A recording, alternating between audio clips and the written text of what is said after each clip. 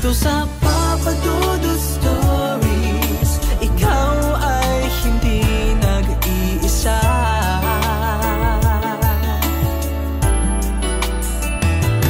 Dito sa Papa Dudut Stories, may nagmamahal sa'yo. Papa Dudut Stories, Papa Dudut Stories,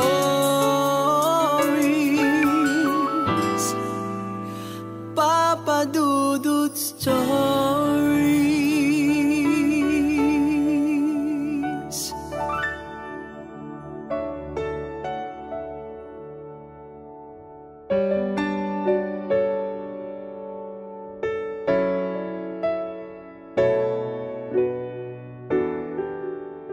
Dear Papa Dudut, may mga nakaraan na kailangan ng kalimutan at mga tao na hindi na pwedeng balikan. Kahit alam mong ramdam ninyo sa isa't isa na may nararamdaman pa kayong espesyal sa bawat isa. Magandang araw sa iyo Papa Dudut, ako nga pala si Rain. Taga Northern Luzon, isa po akong Ilocana. Naaaliw ako sa mga storya na binabasa ninyo Papa Dudut. Nakaka-inspire kayo at nais ko din pong i-share ang kwento ng buhay ko. Ako po yung babae na pilit kong kinakalimutan ang mga masasakit na nangyari sa buhay ko. Pero may mga tao o mga bagay na nagpapaalala sa nakaraan ko. Ang nakaraan ko kung bakit naging miserable ang buhay ko. Yung panahon na nag-aaral pa ako. Simulan natin kung saan nag-start ang lahat Papa Dudut. Elementary pa lamang ako nang nakaramdam ako ng puppy love. Tawagin natin siya sa pangalang Aye. Gentleman, mabait at forever niyang pinaparamdam kung gaano ka-espesyal sa kanya. Grade 4 kami noong magkaklase kaming dalawa, medyo weird nga eh. Type ko talaga sa isang tao yung mukhang inosente at tahimik. Pero ako, mabunganga at laking palengke kasi ako Papa Dudut. In short, ako ang unang nagkagusto sa kanya. Pero dahil bata pa kami ay crush lang hanggang doon lang yon. Pero biglang naisama ako sa grupo ng mga kaibigan at pati siya ay naisama. Doon kami nagkakilanlan. Gwapo siya Papa Dudut, ang cute ng ngiti. Maganda ang kanyang mga mata, lumiliit kapag ngumingiti. Pero syempre, pabebe pa tayo noon. Strikto kasi ang parents ko Papa Dudut. Isang pulis ang daddy ko at isang housewife naman ang mama ko. Bungera ang mama ko kaya takot ako doon. So heto na nga Papa Dudut, kasagsaga ng Meteor Garden noon dahil bata pa kami. Nagpretend kaming sila ang F4 at ako si Shanchay. Si Aye ang Daumense at si Ramel ang Watchile. Papa Dudut, to cut the story short, naging kami ni Aye dahil din sa tukso nila. Bagay daw kami dahil pareho daw kaming maganda at gwapo. May masasabi naman po akong ganda. Matangkad po ako, may magandang katawan hanggang sa grade 6. Na kami ay still kami pa rin ni Aye. Sweet siya Papa Dudut lalo na noong nagkasakit ako. Hindi ko na kasi siya classmate that time, nasa second section ako at nasa third section naman siya. Noong nalaman niyang may sakit ako pero dahil sa gusto kong pumasok at makita si Aye araw-araw, dahil maganda lagi ang araw ko kapag nakikita ko ang smile niya, pumasok ako kahit may sakit. Nalaman niya, nag-excuse siya sa teacher namin sabay-sabing, "Ma'am, ibibigay ko lang po ito kay Rain." Naghiyawan ang mga classmate ko Papa Dudut. Binigyan ako ng royal biscuit at gamot Papa Dudut. Nag-blush ako noon sa sobrang kilig. Ramdam ko talaga na mahal ako ni Aye. Pero wala talagang perpektong relasyon. Away-bati pa rin kami dahil nagsiselo siya kay Ramil. Close daw kami, mas close daw kami ni Ramil kesa daw sa kanya. Pero wala sa isip ko talaga yon. Hindi ko akalain na pati closeness ko kay Ramil ay isyo kay Aye. Magkakaibigan kami ni Aye si Ramil. Ang hindi ko pala alam ay may lihim na pagtingin sa akin si Ramil. Varsity kami pareho noong elementary sa volleyball. Nagkasama kami sa isang lugar dahil area meet. Kami lang ang magkakilala or close, so kami ang madalas na magkasama. Iniigib niya ako ng pampaligo ko dahil baryo pa kasi yung pinuntahan naming mga player. Kasalanan ko din naman kasi, Papa Dudut. Nahulog ako sa kindness ni Ramil. Nagkaroon kami ng MU habang nasa ibang lugar kami. Pero sabi ko pagbalik natin sa school ay balik magkaibigan ulit tayo. Pero hindi naman siya nagsalita. Nasa school na kami nang nakasalubong ko si Ramil at Aye. Sinabayan nila akong pumasok sa school at hinatid sa room. Naiilang ako kasi nasa gitna ako ng dalawang lalaki na mahalaga sa akin. Walang nagsasalita, basta naglalakad lang kami. Papa Dudut, mahal na mahal ko na si Aye noon at espesyal na kaibigan ko naman si Ramil. Isang araw bigla na lang kaming nagkalabuan ni Aye dahil akala niya kami ni Ramil. Dahil po sa closeness namin ni Ramil. Bago kami makagraduate ng elementary ay naghiwalay kami dahil sa maling akala niya. Hindi kami naging mag-on ni Ramil kahit anong pilit kong i-explain ay hindi naman ako pinakinggan ni Aye. I am too young to feel the pain. Sobrang sakit, Papa Dudut, naghiwalay kami dahil akala niya kami ni Ramil. Hindi ko alam kung paano mag-move on. Halos gabi-gabi akong umiiyak at nagtatanong, bakit? Ano ang nangyari? Bakit kasalanan ko? Bakit gano'n na lang at bigla-bigla na lang siyang bumitaw?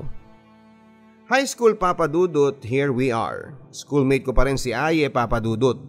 Nakikita ko pa siya sa school, ganun pa rin siya at walang pinagbago. Guwapings pa rin siya. May mga naging kaibigan ako sa room namin at yon ay sina Joey, Maymay at si Jam. Sila ang mga kaibigan kong masasabi kong totoo talaga. Hanggang sa ngayon ay mga kaibigan ko pa rin sila at hindi nakakalimot. Si John na kaibigan ko ay type si Aye, Papa Dudut. Nalaman niya na ex at first boyfriend ko siya. Nag-ask siya sa akin ng favor kung pwede raw ba na tulungan ko siya na ilakad kay Aye. Papa Dudut, dahil sa kaibigan ko si Joe, tinulungan ko siya. Nagsinungaling ako at sinabi kong hindi ko na siya mahal. At baliwala na sa akin lahat ng nakaraan namin ni Aye. Kinausap ko si Aye na kung pwede ligawan niya ang best friend ko. Nagulat siya at sabay tingin sa akin. Huwag mo akong tingnan ng ganyan, baka mahulog uli ako. Joke, sabi ko. Pwera biro, ligawan mo ang best friend ko. Type ka niya, huwag mo akong biguin, Aye. Napilit ang ngiti ko.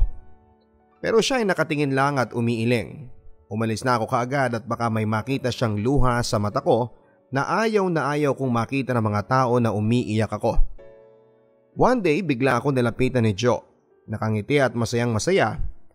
Ang sabi niya, Rain, nililigawan ako ni Aye na sobrang ngiti niya. At ako naman syempre hindi ko pinahalatang nasasaktan ako. Masaya ako sa kanya, Papa Dudut. Mahal ko si Aye pero mahalaga sa akin ang kaibigan ko. Nalaman ko na lamang na sila na, Papa Dudut. I was pretending that I am okay in front of them. Pero noong mag-isa na ako at nakauwi na sa bahay ay sobrang iyak ko. Sobrang sakit pala, Papa Dudut. Kaya noon ay nag-decide na ako mag-entertain ng ibang lalaki sa buhay ko. At doon ko naman nakilala si Angelo. Mga nasa 18 years old siya and I was 14. Dahil sa sobrang gusto kong mag-move on at makalimon sa sakit, sinagot ko si Angelo na hindi ko nalalaman ng background niya. Isang gabi ay pumunta siya sa bahay at timing na walang tao sa bahay. Ako lang ang nandon, pumunta siya at pinilit niyang gawin ang ginagawa ng mag-asawa. Hindi ako pumayag, Papa Dudut, kasi takot ako. Pero mapusok ang mga halik niya sa akin. Nadala ako sa halik niya at doon ay nakuha niya ako, Papa Dudut. Sa totoo lang ay nagustuhan ko ang ginawa niya dahil siguro may experience na rin siya. Hindi ko alam, Papa Dudut, na may kinakasama na pala siyang iba sa bayan nila. Kinuha niya lang ang pagkababae ko at umalis na siya at hindi na nagparamdam. Nalaman ng mama at daddy ko na may pinapunta akong boyfriend sa bahay namin. Galit na galit sila sa akin. Second year na ako nang sinabi nilang ilalayo nila ako sa lugar namin. Dadalhin daw nila ako sa Maynila sa mga tito at tita ko. Wala akong magawa noon kundi ang umiyak na lamang at buti na lang at hindi ako nabuntis ng mokong na yon. Kaya tuloy pa rin ang buhay kong bilang dalaga. Isang gabi ay bigla akong kinausap si Aya at sinabi kong pwede ba tayong mag-usap? Magkita tayo sa park kung pupwede. Nag-reply siya, o sige mamayang gabi magkita tayo. Wala na sila ni Joe, Papa Dudut. Ilang buwan lang sila kasi may nakilala si Aya na ibang babae. At yon ay si Rose. Nagkita nga kami, Papa Dudut, nag-usap at sinabi kong pupwedeng balikan niya na ako bago magkaroon ng movie na One More Chance na pelikula ni Bea Alonzo at John Lloyd. Nasabi ko na kay Aya na ako na lang. Balikan na lang niya ako. Nagmakaawa ako sa kanya pero may iba na siyang mahal at yon ay si Rose. Sinabi ko lahat kay Aya ang mga nangyari sa akin habang sila pa ni Joe. Malihim akong tao, Papa Dudut, at bibihira lang ako magkwento pero sa unang pagkakataon ay nasabi ko kay Aya lahat ng hinanakit ko. Dahil siguro nga dahil din sa kanya. Dahil sa pagmamahal ko sa kanya. Dahil sa kanya ay nawala na ng focus ang buhay ko. Sabi ko sa kanya kung ayaw mo na talaga at mahal mo si Rose, pwedeng mag-request na pwede bang halikan mo ko, Aya. Sige, sabi niya. Hinalikan niya ako, Papa Dudut, yun nga lang ay smack lang. Ang sabi ko sa kanya ay hindi ganyan ang gusto ko. Ano? Sabi niya. Heto. Ang ginawa ko, Papa Dudut, ay hinalikan ko siya ng maalab. Virgin pa ang lips niya. Wala pa siyang karanasan. Ilang minuto rin yun, Papa Dudut, at yun, tinigil ko na. Ang sabi ko sa kanya ay salamat. May babaunin na ako papunta ng Maynila. Doon na ako mag-aaral at lalayo na ako sa lugar kung saan ay nasaktan ako ng todo. Napatulo na noon ang luha ko. Pero pinipilit ko pa rin nakangiti. Nanlaki ang mga mata niya sa ginawa ko at sinabi niya. Gulat na gulat siya at ang sabi niya ako daw ang first kiss niya. At ganun pa daw. Dahil nga sa pilya ko ay natawa na lamang ako. Bigla niyang hinawakan ang kamay ko nang paalis na ako at bigla niyang hinila paharap sa kanya. At niyakap niya ako, Papa Dudut. Ang sarap ng feelings na ganon, Papa Dudut. Sinabi ko sa isipan ko na sana ay hindi na matapos ang gabi na ito. Naluha na lamang ako at sabay sabi niyang mag-iingat ka rin. Tumango na lamang ako at kumalas na ako sa pagkakayakap niya sa akin at tumalikod sa kanya. At naglakad palayo sa kanya na naluluha na. Sinabi ko sa isipan ko na hindi man lang niya ako pinigilan. Tumingin ako sa langit, ngumiti at sabay sabing mahal talaga niya si Rose. Nagpunta kami sa Maynila, Papa Dudut, pero ilang linggo lang kami doon. At biglang nagkaroon ng alitan ng mama ko at ng tita ko kaya isinama na ako pauwi ng Luzon. Napangiti na lamang ako at sabay sabing salamat, Panginoon. Pasukan na ng third year, buti na lamang at nakahabol pa ako sa enrollment. Madami ang nagulat at bakit daw bumalik ako, so sinabi ko ang lahat. Magkaklase pa rin kami nila Jam, Maymay at si Joe. Varsity pa rin ako ng volleyball sa school namin. Doon ko na lang tinuon ang buhay ko nang makilala ko si Det, isang lesbian, Papa Dudut. Nanligaw sa akin dahil sa pilya ko. Sinagot ko naman siya at hindi ko akalain na seryoso si Det. May best friend akong lesbian at yon ay si Maymay. Pero hindi siya ganun kabrutal katulad ni Det. Nasabi kong brutal kasi masakit siyang magsalita at nananakit pa siya.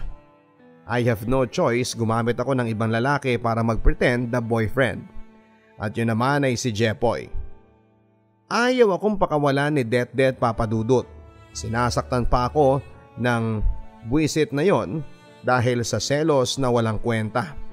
So ginamit ko si Jepoy. Si Jepoy po pala ay classmate ko noong third year. Mabait naman siya noong nakilala ko siya. Pumayag siya sa setup namin tuwing hapon ay sabay kaming umuwi. Ihatid niya ako sa malapit sa bahay namin, kasama yon sa plano. para hindi na ako guluhin pa ni Det. Pero one time nag-absent si Jepoy. Kinausap ko ang mga kaibigan ko na si Maymay, si Joe at si Jam na kung pwede ay sabay-sabay kaming umuwi. Usually naman talaga ay ginagawa namin yon. Nakaabang pala sa daanan si Det para kausapin ako at hinila niya ako papadudot. Nanlaban ako. Madami akong kalmot sa kamay, buti na lamang ay to the rescue ang mga kaibigan ko. Lalo na si Maymay na lesbian din.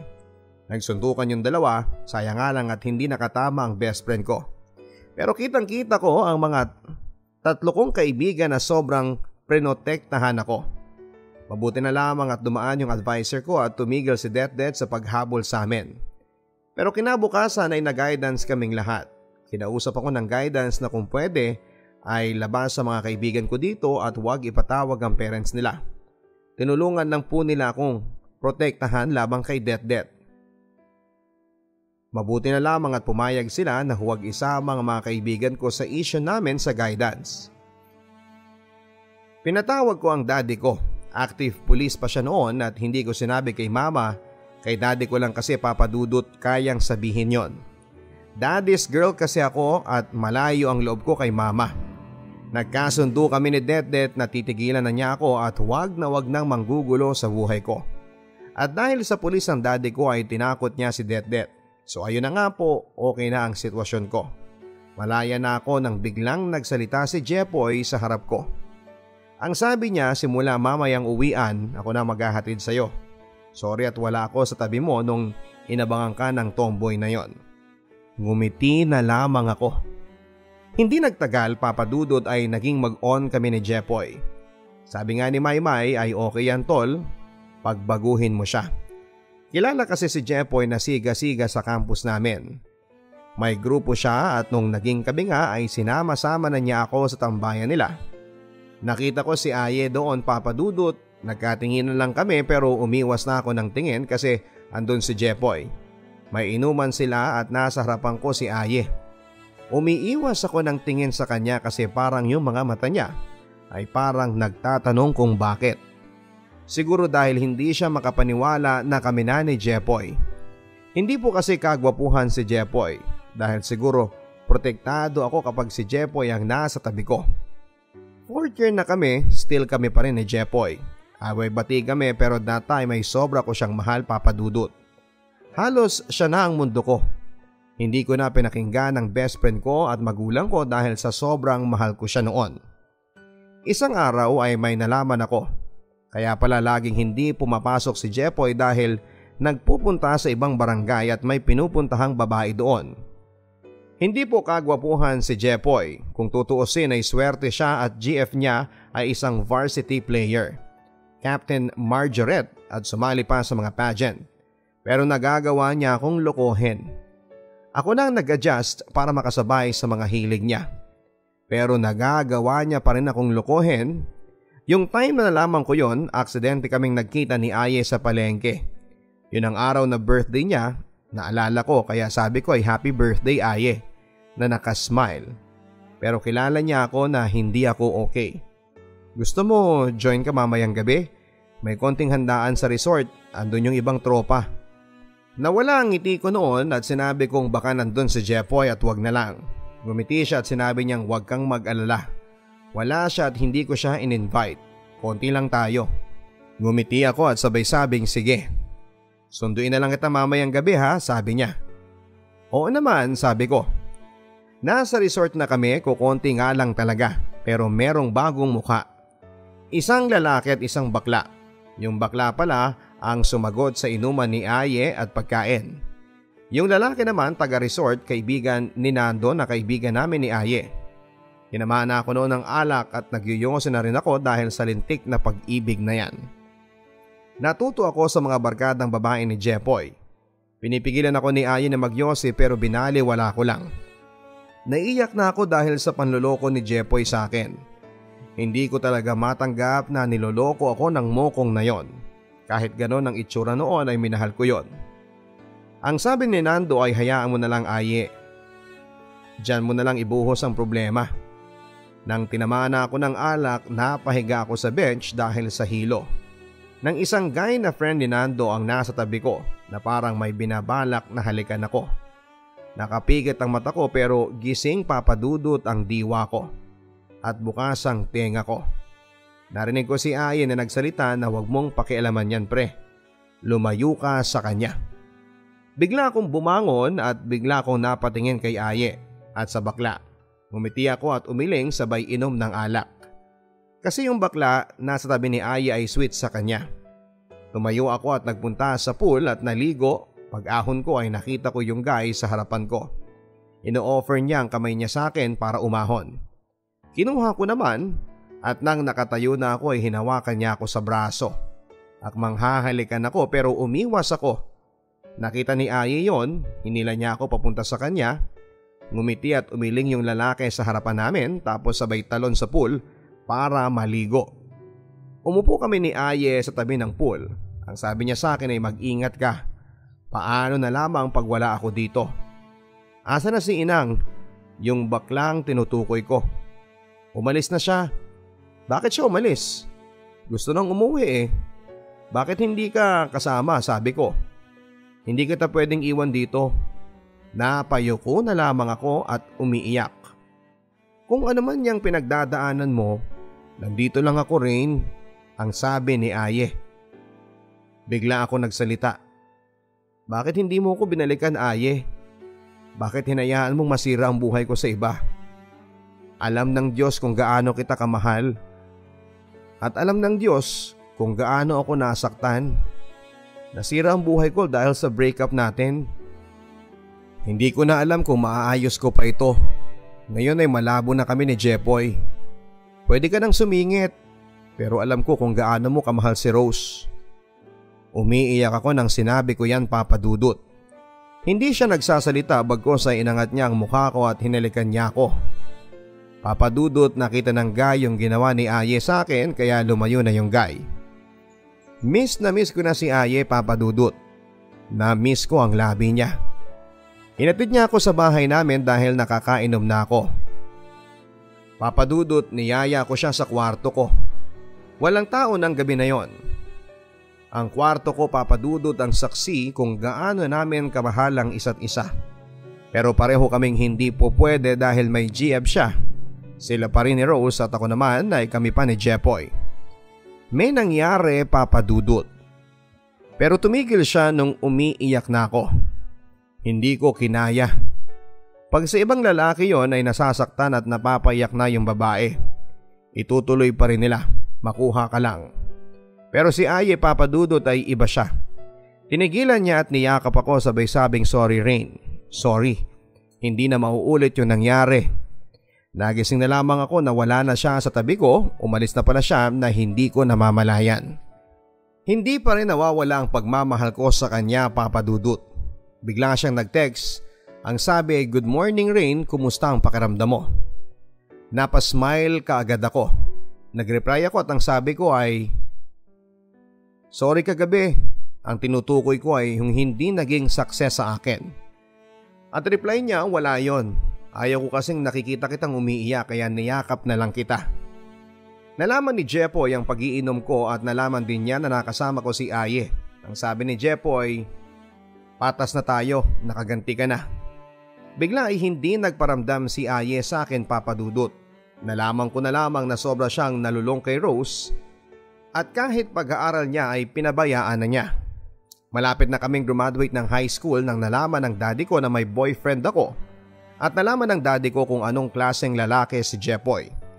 Sinabi ng daddy ko na layuan ko na raw si Jepoy kung ayaw kong may mangyaring hindi maganda sa kanya.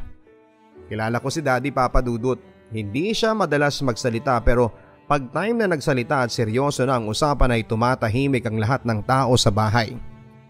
Pilit kaming pinaghiwalay pero matigas ang ulo namin. Nang isang araw ay hindi ako umuwi ng maaga. Nasa tambayan lang kami ni Jepoy sa kainan malapit sa school nang sinabi niyang huwag ka nang umuwi. Biglang pumasok sa isipan ko na sige, sasama ako. Total ay galit ang mga tao sa akin sa bahay. Pagdating namin sa bahay nila nandun ang magulang niya at ang mama ko at bigla akong nakaramdam na may tao sa likod ko. Ang daddy ko. Ang sabi ni Daddy ay umuwi na tayo, Rain. Ayaw ko. Mahal ko po si Jepoy. Bigla akong nasampal ng daddy ko at ang mama ko naman ay nahimatay sa harapan ko dahil sa pagsampal sa akin ng daddy ko. Mama, uuwi na ako, sasama na ako. Ma, gising ka na, sabi ko. Sumama nga ako, Papa Dudut, at nakauwi na kami sa bahay. Sinayang mo ang mga plano ko sa iyo, Rain. Madami akong plano sa iyo. Ibinigay ko ang lahat para hindi mo maramdaman na anak ka sa labas. Pantay-pantay ang turing ko sa inyo ni Ate Lotlot mo at ng kapatid mo. Bakit ka nagre-rebelde ng ganyan? Seryosong sabi ng daddy ko. Papa Dudut, iyak lang ako ng iyak. Nagkulong ako sa kwarto ko at hindi ako pumasok ng ilang araw. Naaawa ako sa itsura ng daddy ko at first time kong makitang ganon ng daddy ko.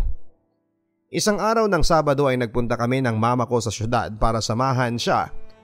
Nakasakay kami sa jeep nang makita ko ang batchmate ko na nabalitaan namin na maagang nabuntis. Second year high school pa lamang kami noon nung nabuntis at tumigil siya sa pag-aaral. Kawawang-kawawa ang mukha niya at pananamit niya. Sobrang payat at may dalawang maliit na bata siyang kasama. Umiiyak at may pasa sa mukha. Pumasok sa isipan ko. Ganyan ba ang gusto mong buhay pag maaga kang mag-asawa, Rain?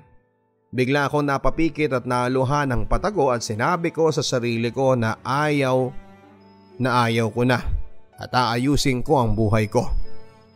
Nag-decide akong kalimutan ang dating Rain, Papa Dudut. Iniwan ko si Jepoy para sa naghihintay na kinabukasan ko. Hindi tinanggap ni Jepoy na wala kami. Nang blackmail pa siya, Papa Dudut. Ang sabi niya ay ikakalat daw niya ang sex scandal namin kapag hindi ko siya binalikan. Ang sinabi ko ay sige, gawin mo. Total ay sira na ang buhay ko nung pumasok ka sa buhay ko. Malakas ang loob ko noon, Papa Dudut, kasi sa aming dalawa ako lang ang may CP na di-camera. Kaya imposibleng may video siya. Kaya kinausap ko ang daddy ko na kung pwedeng mag-boarding house ako kapag magka-college na ako. Para makalayo ako sa bayan namin para mabilis akong makalimot sa nakaraan ko. Here we go na. First day ng college, Papa Dudut. Nag-decide akong talikuran ang mga nakaraan ko. Kalimutan ang dating Rain. I'm lucky cause wala akong kakilala sa room namin sa course na kinuha ko. Iba't ibang lugar sila galing, mukhang sumang-ayon ang Panginoon sa akin sa desisyon ko. Nakalimutan ko na ang lahat ng nakaraan ko. At sa kagustuhan ko talagang makalimot ay hindi ako umuwi sa bayan namin. Nag-boarding house talaga ako malapit sa school para makalimutan ang nakaraan ko at magsimula ng panibagong buhay.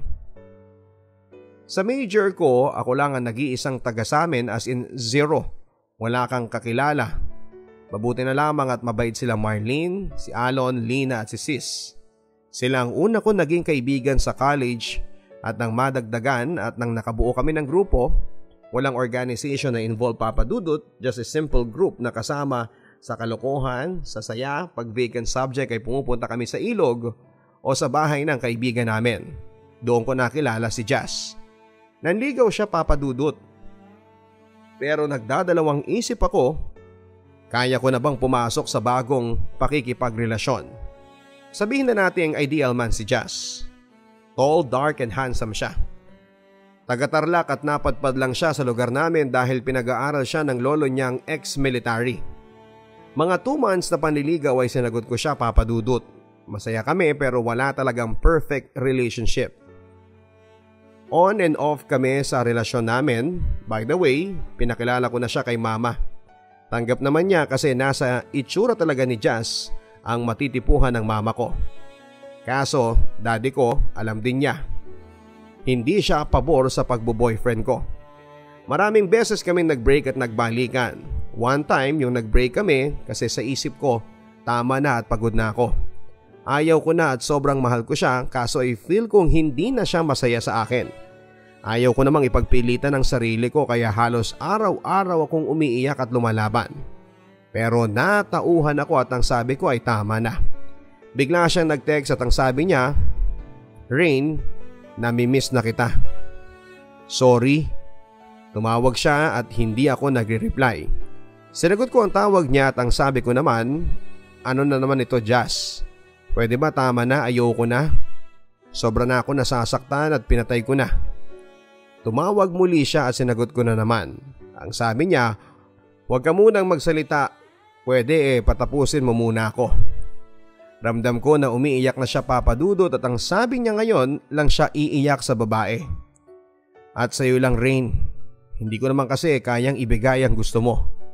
Mahal kita at ayaw ko mawala ka pero hindi naman po pwede na sa'yo lang iikot ang mundo ko. Umiiyak na sabi niya. Nahihirapan na ako dito Rain. Hindi lang ako makaalis dito dahil sa'yo at gusto kong guminhawa ang buhay ng magulang ko. Alam mo naman ang sitwasyon ko. Please intindihin mo ko. Papa Dudut, ilang beses ko na siyang iniintindi at sa ngayon ay magsusugal muli ako. Tinanggap kong muli si Jazz sa buhay ko. Nag-text ako kay daddy ko at sinabi kong kami na muli ni Jazz. Ang sagot naman niya, itigil ko na dahil mukhang ako na ang naghahabol. Ang sagot ko ay last chance na ito. Huli na pag hindi nag-workout, ayaw ko na. May nangyayari sa amin ni Jazz Papa Dudut kaya siguro ay sobra ko siyang mahal. Idagdag mo pa na tanggap siya ng mga magulang ko. Pero dahil siguro sa madalas naming pag-aaway, nakakapagod at nakakasawa na rin ang away-bate. Nag-decide kami ni Jazz na mag-cool off muna kami. Pareho naming gusto yon pero may isang araw naririnig ko na nililigawan niya yung bagong classmate namin. Third year college na kami noon, cool off pa din kami ni Jazz that time. Na biglang nalilink daw si Jazz sa bago naming classmate na kinakairita at kinakainis ko. Bigla akong kinausap si Jazz at ang sabi ko kung manliligaw ka ay wag naman sa classmate natin. Classmate mo ko at nasasaktan din ako. Masakit sa akin yon, intindihin mo naman ang nararamdaman ko. Marami dyan, wag lang sa classmate natin. Ang sagot niya, ako ba? Iniintindi mo? Akala mo hindi ko alam na nagpapaligaw ka na? Sa kapatid pa na classmate natin? Oo, hindi ko maibigay ang kayang ibigay ng mokong na yon. Mahirap lang ako Rain At saka alam ko na nag-move on ka na. Naluluha na sabi niya. At ako naman ay naiiyak na rin at ang sabi ko, ako naka-move on. Kung naka-move on na ako, hindi ako naaapektuhan ng ganito. Napangiti siya at sinabing deserve mong masaktan Rain. At dahil sinasaktan mo din ako.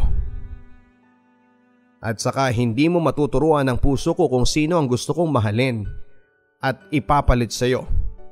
Tumalikod na siya at iniwan akong mag-isa sa hallway ng building ng school namin. Pagtingin ko sa babae nakita ko yung babae na nakatingin pala sa amin kanina pa. At sabay na silang lumabas ng campus ni Jazz. Papa Dudut, sobrang sakit. Ang akala ko noon Papa Dudut ay hindi ko na mararamdaman. Noong panahong kami pa ni Aye. Pero heto mas masakit pa pala. Ibinigay mo ng lahat sa taong mahal mo, yung pinipilit mong maging okay sa harap ng ibang tao kahit alam mong sobrang sakit na. Na-hospital pa ako dahil sa kagagahan ko sa pag-ibig. Hindi ako makakain at puro alak lang ang laman ng tiyan ko. Bumigay ang katawan ko, wala akong makausap at wala akong mapagsabihan. Doon ko nakita kung sino talaga ang mga nagmamalasakit sa akin Papa Dudut. Ang mga magulang ko at ang mga best friends ko. Ang mga college friends ko, ilan lang sila sa dumalaw sa akin sa ospital. Sa tulong nila ay pinilit kong bumangon Papa Dudut kahit sobrang sakit na. One time, kinausap ako ng best friend ko na si Maymay at ang sabi niya, Tol, ano ba? Magpapatalo ka sa emosyon mo? Hindi yan ang pagkakakilala ko sa iyo. Ang sagot ko, Tol, ano ba? Ano bang kulang? Bakit nila ako ginaganito ng mga minamahal ko? Napabuntong hininga siya at sabay sabing walang kulang Tol. Nasobrahan lang. Sobra kang nag-expect. Sobra mong minahal ang mga taong alam natin na hindi magtatagal sa buhay natin. Nakalimutan mo mahalin ang sarili mo Tol. Cheer up lang. Ang pagkakakilala ko sa iyo Tol, matapang ka. Palaban ka. 4th year na kami sa college ay binaliwala ko na ang feelings ko sa kanya, Papa Dudut. Gusto kong bumalik pero para saan pa Papa Dudut? Para saktan muli ako? Nakaahon na ako, saka siya babalik para saktan muli ako. After na ma-discharge ako sa ospital ay pinangako ko na sa sarili ko na magiging matigas na ako sa mga lalaki. Hindi na ako magpapaapi dahil kay Jazz hindi ko na alam kung ano ang gusto ko sa buhay. Akala ko noon ay nakalimot na ako sa nakaraan ko pero parang bumalik si Aye sa katauhan ni Jazz. Papa Dudut, may naging BF ako. Yamang pangalan, naging kami. May nangyari and then after ng graduation sa college, nalaman ko na may anak na si Aye. Ngumiti na lamang ako at sabay-sabing hindi na niya ako nahintay pa. Nag-work ako sa malaking mall kasama ni Yam. Habang kami, nagkikita kami ng palihim ni Jazz. Oo Papa Dudut, mahal ko pa rin siya pero hindi na kami. Hindi na kami pwede at parehas kaming may boyfriend at GF. Pero naisipan kong itigil na rin ang pakikipagkita sa kanya. Yung feeling ko ginagawa niya akong parausan at feeling ko ay bumalik na naman ako sa kabaliwan ko kay Jazz. Kasi ni minsan ay hindi niya sinabi sa akin na balik ka na sa akin Rain, tayo na lang ulit Rain. Ganon Papa Dudut. Na-realize ko na naging ex with benefits ang nangyari sa amin. So nilabanan ko Papa Dudut ang feelings ko sa kanya. Kasi kahit na anong gawin ko, hindi na maibabalik ang dating kami. Sa trabaho ko may mga bago akong nakilala sa mall na yon. Yung iba nagpaparamdam sa akin ng pagmamahal. Pero binabaliwala ko na lang hanggang sa isang worker ang nagparamdam sa akin. Type ko siya at gusto ko siyang subukan. May nangyari sa amin ni June pero 2 beses lang at umayaw na ako. Kasi nalaman ko na may ka-live-in na pala siya at may anak na. Pero kami pa ni Yam that time. Ang sumunod ay si Wyatt. Ibang-iba si Wyatt Papa Dudut. Bihasa na siya sa pambobola ng babae. Alam kong babaero siya. Kaya kung gusto niya ng laro ay makikipaglaro lang ako. Hindi ko alam Papa Dudut na seryoso pala siya sa akin. Nung nalaman niya na may boyfriend na ako at pinagsabay ko sila ay nagalit sa akin siya ng sobra. At ang sabi ko na lang ay bakit ngayon mo lang ba naramdaman kung paanong lokohin? Ginago mo ko Rain, sabi niya. Ang sabi ko naman, ganyan din ang ginagawa mo sa ibang babae. Diba? So ano? Yan ang karma mo. Tinapos ko ng ugnayan naming dalawa after ng convo namin na yan. Si Yam naman ay para siyang mamamatay pag iniwan ko siya pero ginawa ko pa din Papa Dudut. Unti-unti ko siyang iniwan Papa Dudut at unti-unting nakikita ko kung paano niya sirain ang buhay niya. Okay si Yam nung una, pero ayaw ko nang sinasakal ako sa pagmamahal. Bawat galaw ko need kong ipaalam sa kanya. Nawala na ako ng freedom sa kanya. Gusto niya akong itali sa kanya at nakakatakot din kapag obsessed ka sa pag-ibig. Iniwan ko siya na wala akong iba. Gusto ko lang i-enjoy ang pagiging single ko at itinigil ko na rin ang mga ugnayan ko kay June at kay Wyatt. Gusto ko lang maging malaya na hindi tanggap ni Yam. Kasama ko ang mga katrabaho ko na nanonood ng basketball ng mga dicer namin. After work ay diretso na kami sa court. Tinapos ko na nga ang ugnayan ko kay Yam. 1 buwan ang nakakalipas nang biglang narinig ko ang motor ni Yam malapit sa amin sa court. Hinila niya ako at ang sabi ay mag-uusap tayo. Ihahatid na kita. Pero umiwas ako sa pagkakahawak niya. At sinabi kong ano ba nasasaktan na ako? Ano bang ginagawa mo dito? Sinusundan mo ba ako? Tapos na tayo hindi ba? Tanggapin mo na lang yon at ayoko na. Nang biglang nagdilim ang paningin niya at nasampal niya ako. Napatigil ang mga dicer na naglalaro at lumapit sa amin. Iyak ako ng iyak sa ginawa sa akin ni Yam. Nakaganti ka na? Sabi ko sa kanya. Lumapit na ang mga dicer at gusto nang sugurin ang ex-boyfriend ko. Hinihintay lang nila na sabihin ko. Ang sabi ko ay wag na. Aalis na siya. At hindi na magpapakita. Matapang na sabi ko habang naluluha ako. Sorry siya ng sorry at hawakan niya ako nang sinabi kong huwag mo kong hawakan. Ang mga taong nanakit sa akin ay patay na para sa akin. Umalis ka na, sigaw ko. Taon din akong walang boyfriend Papa Dudut. Hindi na ako nag-commit sa iba, pinagpahinga ko ng puso ko sa love life. Siguro dahil takot ako Papa Dudut, yung ginawa ni Yam na pagsampal sa akin ay iniisip ko na lang na karma ko yon at deserve ko yon dahil sa ginawa ko sa kanya. At yun na rin ang daan para tuluyan na kaming magkahiwalay. Nang minsan nagaya ng inuman si Bless, co-worker ko sa mall. It's time to enjoy, be. Saan tayo pupunta? Ang sabi ko. Minagaayang inuman, taga meat section sila. Tawagin daw kita, be, para lumabas naman daw tayo. Nakangiting sabi niya. Ikaw talaga? Sige, be, sabi ko. Nakilala ko ang mga taga meat section. Actually that time ang hawak kong category sa supermarket ay food. 2 section yung mga ready to eat products. Isa kaming CA sa SM Supermarket. Kaya ginagalang kami ng mga dicer doon.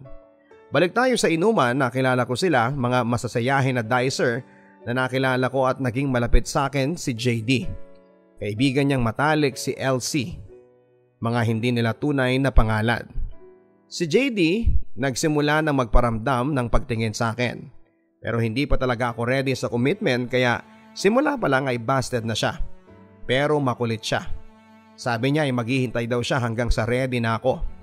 Naulit ang inuman namin, Papa Dudut. Isang gabi nagiinuman kami nang biglang napansin ko na parang may tumititig sa akin. Yun pala ay si LC. Si LC, Papa Dudut, ay gwapo, matangos ang ilong, payat nga lang ng konti. Nung napansin ko na tumititig siya ay doon ako humanga sa kagwapuhan niya. Sa isip ko matagal ko na itong nakakasama sa inuman. Pero ngayon ko lang napansin na gwapo pala ito. Nagtitigan kami na ipinapahiwatig na may gusto ako sa kanya at pati rin siya. Nang matapos na ang inuman, magsisiuwian na kami. Mga boys namin ay may kanya-kanyang motor.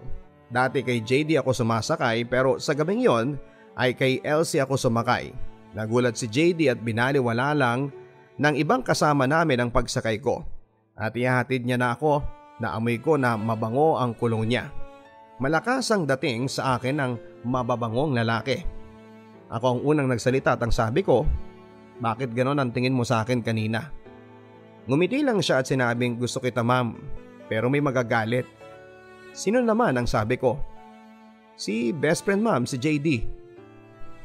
Hindi ko naman boyfriend yon at hindi ko siya pinayagan na manligaw. Ngumiti lang siya. Ilang linggo ang nakalipas, hindi namin mapigilan ang nararamdaman namin at ang sabi ko ay ready na siguro akong mag-commit sa kanya. Pero siya itong takot na baka mag-away sila ni JD. Hindi nagtagal, nalaman ni JD na pinopormahan na ako ng best friend niya. Dumating na yung kinakatakutan ko, Papa Dudut, na sira na ang pagkakaibigan nila. One time, closing ako at sila ay opening. Pauwi na ako ng boarding house ko nang nakita ko silang dalawa na naghihintay sa akin. Hindi ako sumakay sa mga motor nila, bagkos ay naglakad ako pauwi ng boarding house. Pero sila nasa likod ko lang na sumusunod. Pagdating namin sa harap ng boarding house namin, huminto ako at kinausap ko sila. Ang sabi ko, kung masisira lang ang pagkakaibigan yung dalawa, ako na lang ang lalayo sa inyo. Nakatingin ako kay LC habang sinasabi ko yan. Si JD ang nagsalita. Hindi ba, LC, matagal mo nang alam na gusto ko si Ma'am Rain? Bakit tinatalo mo pa ako? At ang sabi ko naman, hindi kita pinayagang manligaw. Sabi ko hindi pa ako handa. Nakatingin pa rin ako kay LC na naghihintay kung ipaglalaban niya yung feelings niya sa akin. Pero nanatiling tahimik lamang siya. Nang wala akong marinig kay LC ay nagsalita muli ako. Okay, umalis na kayo. Ayaw kong masira kayong dalawa. Kalimutan nyo na lang ang lahat ng ito. Noon ay biglang nagsalita si LC at ang sabi niya, Ma'am Rain, subukan mong mahalin si JD. Kalimutan mo na lang ang mga sinabi ko sa iyo. Nagulat ako, Papa Dudut. Tatalikuran ako at kakalimutan niya ang feelings niya sa akin para sa kaibigan niya. Bigla akong naluha sa harap nila. At sinabi kong umalis na kayo. Kalimutan niyo na ako. Pumasok na ako ng boarding house na umiiyak. Umalis na rin sila. Pag-alis nila ay bigla akong tinext si Elsie at ang sabi ko, sigurado ka na ba? Bakit hindi mo ako ipaglaban? Isasakripisyo mo ang pagmamahal mo sa akin para sa best friend mo? Nakaakyat na ako sa kwarto ko nang biglang nag-text si Elsie at ang sabi niya, labas ka dito. Nandito ako sa harap ng boarding house nyo. Lumabas ako, Papa Dudut, andun siya at naghihintay at nag-usap kami. Ang sabi niya, bakit kasi ikaw pa rin? Bakit kasi ikaw pang nagustuhan niya? At bakit sa isang babae kami nagkagusto? Ikaw ang gusto ko, Elsie, ang sabi ko. Hindi nagtagal ay naging kami papadudot. Hindi natanggap ni JD ang desisyon namin ni LC. May time pa nga na naglalaro sila ng chess. Ang sabi ni Bless, give up na JD. Talo na yung king mo. Pero ang sabi niya, talo na nga ako sa kanya pati ba naman sa chess. Hindi ko matatanggap ito. Nakatingin kay LC pero biro lang yon papadudot. Nagkaayos din silang dalawa at tinanggap din ni JD ang katotohanan. Minsan, umuuwi kami sa bayan namin at sinasama ko si LC sa bayan namin. Isang beses, fiesta. Isang gabi nang may nakasalubong kami, walang iba kundi si Aye papadudot. Ikaw pala yan Aye, kumusta ka na? Ikaw ang kumusta? Aba, wala pa rin pinagbago lalo kang gumanda. Naks naman, salamat sabi ko. Biglang dumating si LC. Tara na rin sabi niya. Wait, halika dito LC. Heto nga pala si Aye. Heto naman si LC, boyfriend ko. Hello pre, sabi ni Aye. Hello din pre, sabi niya. Sige na Aye, uuwi na kami. May pasok pa kami sa work bukas Medyo nakalayo na kami nang lumingon sa kanya. Nakasandal siya sa kahoy na nakatingin sa langit at kita ko sa mga mata niya ang lungkot. Pero si LC na ang buhay ko sa ngayon at kinalimutan ko na lahat ng nakaraan ko. Maraming nangyari, maraming pagsubok pa ang dumating sa amin ni LC. Parehas namin nilabanan ang mga tukso na dumating pero ako, lumaban ako papadudot. Maging sa work ko ay puro mga lalaki ang mga katrabaho ko. Nakapagtrabaho po ako sa provincial government at isa akong jail officer papadudot. Maraming lalaki at maraming ideal man doon pero stick to one ang lola nyo. Kay LC lang ako. Pero wala talagang perpektong relasyon papadudot. Si LC ang mahina. Nagpatalo siya sa tukso. Nagli-live-in na kami papadudot sa panahon na yan pero may isang gabi na hindi siya sumabay umuwi sa akin sa bahay namin. So hinayaan ko lang para makapag-bonding kami ng mga barkada ko. Pero iba yung sa kanya papadudot. Kaya pala hindi siya sumabay kasi may kinakalokohan na ibang babae. Paulit-ulit na lang papadudot kahit na ilang beses kong nalaman na may namamagitan sa kanila. Kahit ilang beses ko silang paghiwalayin pero sila itong kusang gumagawa ng paraan para magkaroon pa rin sila ng ugnayan. Pero tao lang tayo papadudot, napupuno din. Tama na ang pagiging martir. Nang nalaman kong may nangyari sa kanila ay kinausap ko si LC. Nasampal ko siya ng napakalakas. Sabi ko ay tama na. Ayoko na kahit ano ang gawin ko, pinipilit nyo pa rin ang sarili nyong dalawa. Ako lang ang hadlang sa inyo at ang bababoy nyo. Kaya ginawa ko papadudot ay hinakot ko na ang lahat ng gamit ko at umalis na ako sa tinutuluyan namin at umuwi ako sa bahay namin. Pagka uwi ko for the first time papadudot ay ginawa ko ito kay mama. Niyakap ko siya. Niyakap ko ang mama ko sa likod niya papadudot na umiiyak at sabay-sabing ang sakit-sakit mama. Ilang araw lang papadudot ay nagparamdam muli sa akin si LC at nagtatanong kung nasan ako. Ang sabi ko ay nasa bahay. Bakit nagpunta siya at sinusuyo akong bumalik sa kanya? Pero ayaw ko na talaga. Nagmakaawa siya sa akin siguro dahil sa mahal na mahal ko siya papadudot kaya pinatawad ko siya. Pero hindi rin kami nagtagal papadudot. Naging ex ko na din siya. Dahil kinasal na po kami. Sa ngayon papadudot ay nasa ibang bansa na po ako. Iniwan ko ang karir ko sa Pilipinas kasi grinab ko ang opportunity sa ibang bansa. Naiwan ko sa Pilipinas ang magama ko, may isa na kaming anak na napaka-sweet papadudot. Nagbago na rin ang asawa ko. Ayaw niya kasing masira ang pamilya namin. Nandito na ako sa ibang bansa, maayos ang pamilya ko papadudot sa ngayon ay sinusubukan ata talaga ako ng Panginoon. Sa haba ng panahon, isang dekada mahigit na wala kaming komunikasyon ni Aye, ngayong taon lang ito ay nagparamdam siya sa akin. Maraming nagsubok na ligawan ako o pumasok sa buhay ko papadudot kahit may asawa na ako. Ang sabi nga po nila ay hot mama ako pero hindi ko sila pinagtutuunan ng panahon. Pero kay Aye ay hindi ko alam. Kasi kahit mapuyat ako, ayos lang, makausap ko lang siya. Hindi ko alam kung bakit pero masaya akong nakakausap ko siya. Isang gabi sinabi ko sa kanya na kung ano man ang nararamdaman mo sa akin Aye ay pwedeng itigil mo na. Alalahanin mo na may asawa na ako at ikaw din. Hindi kami kasal, sabi niya.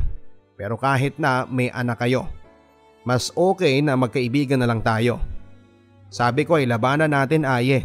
Kaya nating labanan ng tukso, kaya wag tayong magpapatalo.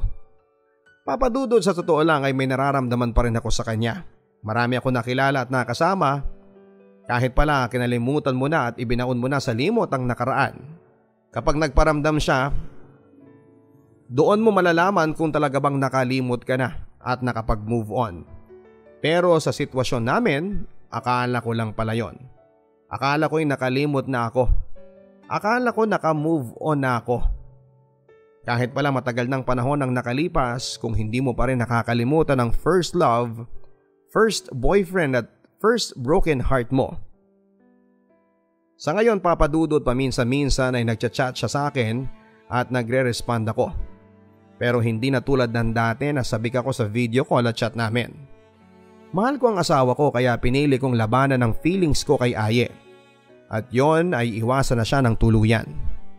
Kahit alam kong mahihirapan ako ay iniisip ko ang pamilya ko at yung asawa niya na buntis ngayon.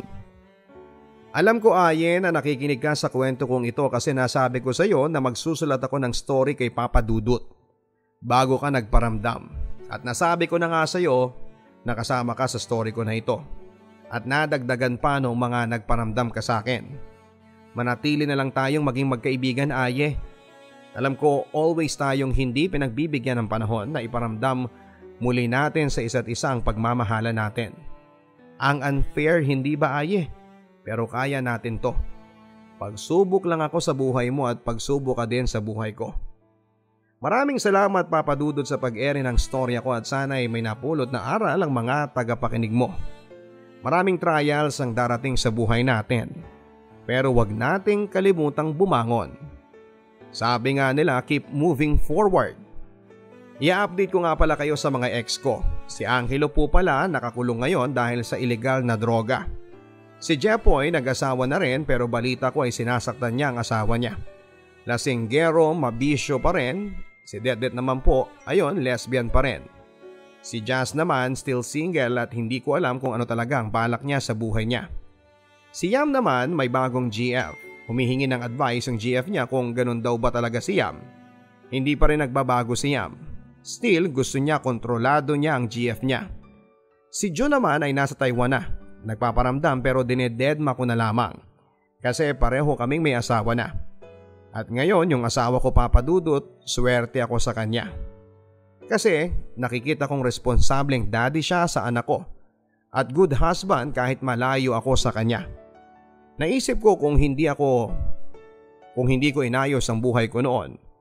At kung mahinang babae ako baka hindi ako naka-achieve ng mga pangarap ko.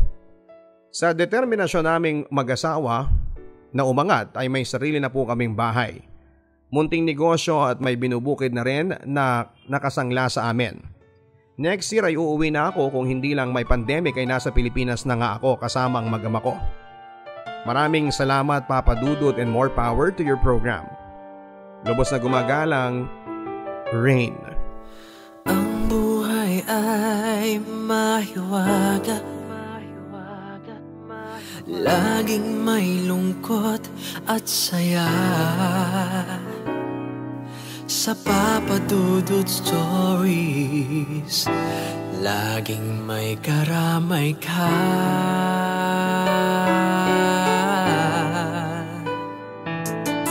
Mga problemang kaibigan,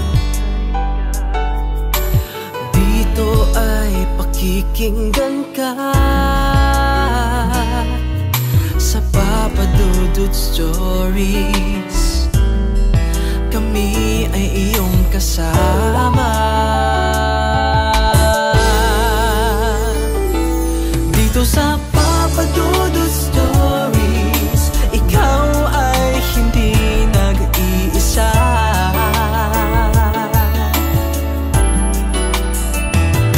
Dito sa Papa Dudut Stories, may nagmamahal sa'yo. Papa Dudut Stories, Papa Papa Dudut Stories.